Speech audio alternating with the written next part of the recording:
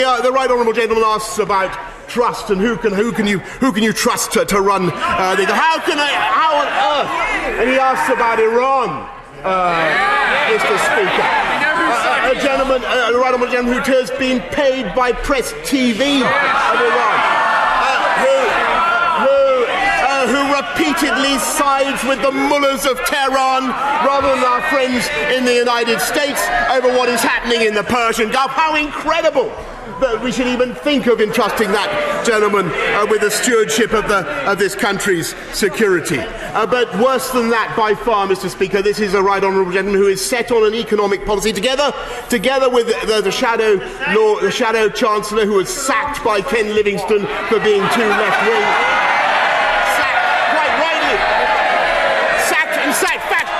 Sacked for fabricating a budget. He forged a budget. Sacked for forging a budget. He would raise taxes on inheritance, Mr. Speaker.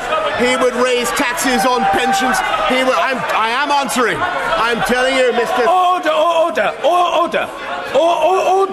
Mr. Lavery, you're another overexcitable denizen of the House.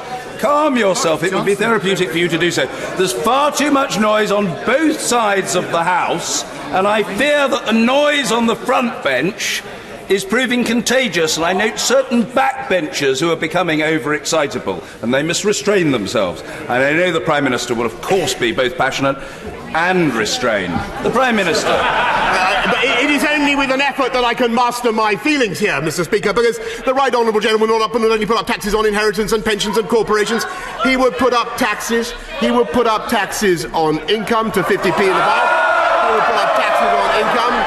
There he is, the forger of the budget of 1984, Mr. Speaker.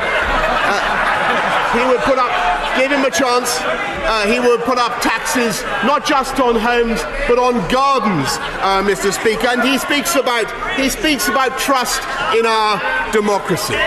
He speaks about trust in our democracy, Mr. Speaker. And I have to say, a most extraordinary thing has just happened today. Did anybody notice what happened today?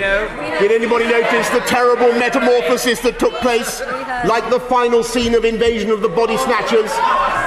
At last, this long-standing Eurosceptic, the right honourable gentleman, has been captured. He has been jugulated. He has been reprogrammed by his honourable friends. He has been turned now into a Remainer. He has turned Labour into the party in all the flip-flops he has performed in his tergiversating career. That is the one for which I think he will pay the highest price. Because it is this party now, this government, that is clearly on the side of democracy in this country.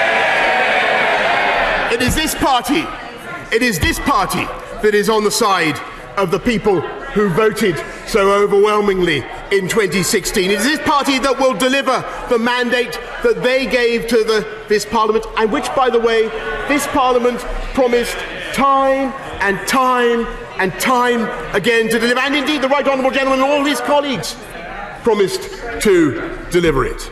And the reality now is that we are the party of the people. We are the party. We are the party of the many. We are the party of the many, and they are the party of the few. We will take this country forwards. They, Mr. Speaker, will take it backwards.